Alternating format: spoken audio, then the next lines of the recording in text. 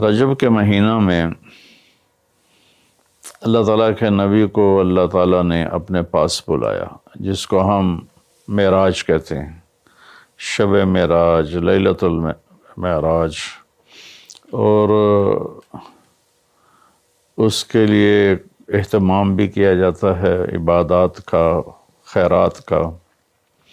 ये अल्लाह ताला की बहुत बड़ी कुदरत में से एक छोटा सा नमूना था कि 3 कपड़ों में उठाया और सारे खला के पर्दों को चाक करवा के 7वां आसमान के दरवाज़े खुलवा कर सिदरतुल मुंतहा पे जिब्रील की भी बस हो गई कि इसके आगे इतना भी ऊपर गया तो जल के राख हो जाऊंगा।